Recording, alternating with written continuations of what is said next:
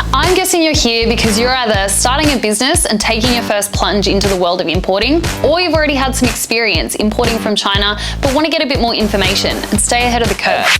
Regardless of your experience level, let me be your guide in importing from China to Australia. Plus, we'll give you industry tips and secrets along the way, so stick with us and prepare to become an importing expert. I don't know why I'm whispering, but it sounds cool. Now, importing. I made it look easy picking up that parcel earlier, but there are so many layers to it. It can get daunting, overwhelming, and stressful dealing with it all on your own. But at Willship International, we believe in making shipping easy, and we love to be fully transparent when explaining the process to our clients. People like you. Which leads us to the first one, sourcing your goods. You have to have a product before you import. If you already have a product, you can skip this step. If not, here's a few websites to check out Chinese suppliers. Alibaba, Made in China, AliExpress, 1688, there's many more. Attend trade shows in China. The most popular one is the Canton Trade Fair, held in the spring and autumn seasons each year. You can also look for a sourcing agent. But if you're skeptical about your supplier, Team Willship can also verify them with the help of our team in China. Step 2, congratulations on finding a supplier. It's time to request a quote and define your shipping terms. Ask for a quotation from your supplier on the cost of your goods. Usually the supplier will include shipping terms or Incoterms. These terms can get complicated for a newbie. There's a whole alphabet soup of them, but we would only ever recommend Ex Works or FOB terms for Australian importers. We'll get into why shortly. FOB stands for free on board, which means that along with the cost of the goods, the supplier will include all of the shipping charges up to the port of departure as a part of the quote for the goods. Things like picking the goods up from the factory, getting them loaded onto the plane or the ship, and all of the documentation that goes along with that. These would be built into the cost of the goods or included as a separate line on your invoice or quote from the supplier. Then you need to source a freight forwarder to quote on the remaining charges. These include things like freight to Australia, local handling, clearance, and delivery charges, everything involved with getting the goods to your door. In short, the supplier covers all of the local charges in China to get it to the port, and you pay for everything from that point onwards through a freight forwarder. EXW, on the other hand, stands for Ex Works, which means that the seller's responsibility ends right at their factory door.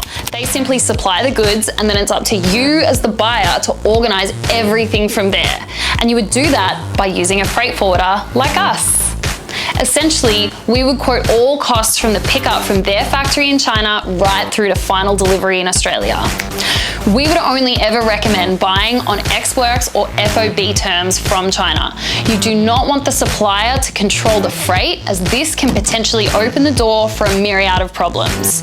Buying on Ex Works or FOB terms means that you retain control of your shipment from start to finish via a trusted partner like us.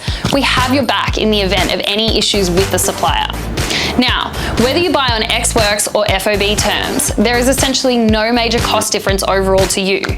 At the end of the day, all of the charges to get the goods from the supplier's factory to your door are your responsibility. It's just a matter of who charges you for which parts of the shipping process. For FOB terms, an instant quote can be provided via our website. For Ex Works terms, we just need the supplier's address to determine the local charges in China. This is the point where you can engage with a freight forwarder, because we're getting into the good part. Let's talk numbers. Step 3, working out the landed costs. Most would think that the shipping rates are simply how much the freight cost is from point A to point B.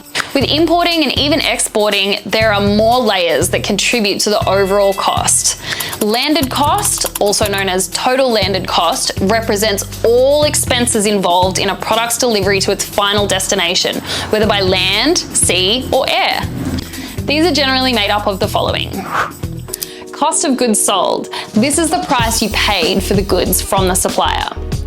Freight. This is the cost of shipping the goods from the supplier's factory or warehouse to your destination. Customs clearance and delivery. This is the cost to get the goods cleared through the Australian Border Force and delivered to your door. Insurance. This is the cost of protecting the goods from damage or loss during shipping. This is optional. Duties and taxes. These are fees imposed by the Australian government on imported goods.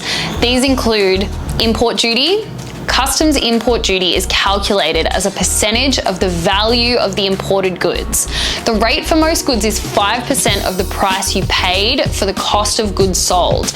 Although since Australia has a free trade agreement with China, most goods will be able to come in duty-free. Import goods and services tax. GST is charged at 10% of the customs landed value. Customs landed value is slightly different to the goods total landed cost. This is just the value Australian customs use to assess the amount of tax payable.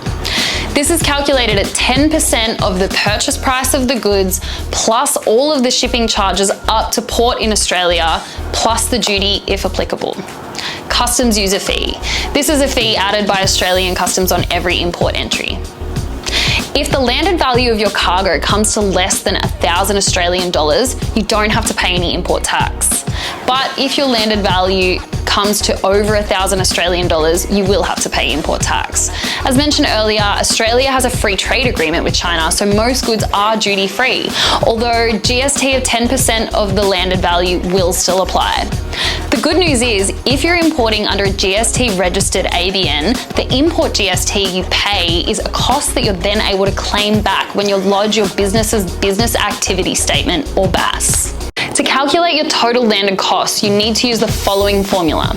Your landed cost equals cost of goods sold plus freight plus customs clearance and delivery plus insurance plus duties and taxes. I know this seems like a lot. Let's dive into an example of how to calculate the landed cost based on a purchase price of $10,000. We found a supplier in China who will sell you 2 cubic meters of goods on FOB terms for $10,000. You've received a quote from us based on FOB terms, which includes freight, customs clearance and delivery to your door, which comes to $1,000. You've opted to take out an insurance policy, which comes to $150. We've confirmed that your goods are eligible to be duty-free under the free trade agreement and have done the sums on the import taxes for you, which will come to around $1,300, including the customs user fee. So your total landed costs include cost of goods sold, $10,000, freight and customs clearance and delivery, $1,000, insurance, $150, Australian customs charges, $1,300. This comes to a total landed cost of $12,450. You would then divide this amount by the number of items in your shipment to get your total landed cost per item in your shipment. Ta-da! The landed cost is an important factor to consider when pricing your goods for sale in Australia.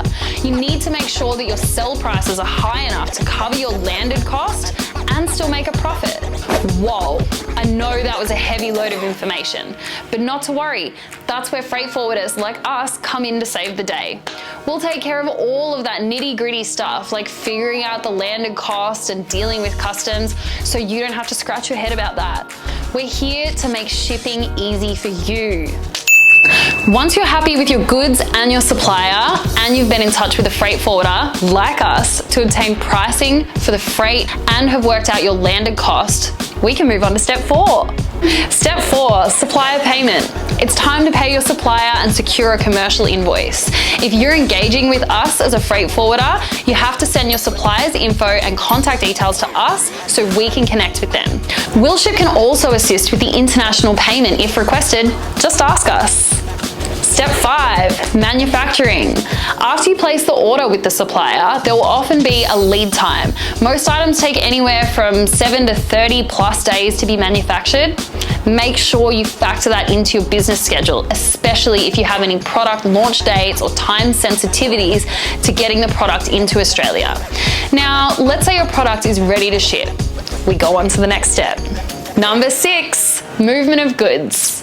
Our team in China will coordinate directly with the supplier and will organize the shipping as soon as they're ready.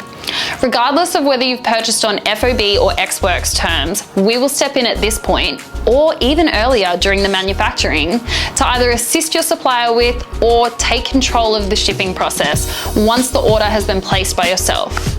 But wait, we're not quite finished yet. While your goods are being cleared for export and delivered to the origin port, we, as your Australian freight forwarder, are working with you to communicate the intended schedule and any other details relevant to your shipment. And we're communicating with your supplier to gather the paperwork and information required to ensure a smooth customs clearance on arrival into Australia. Moving on now to step 7. Customs clearance. The best thing about Willship is that we have our own in-house customs brokers who take care of all of the clearance formalities. So how does this work?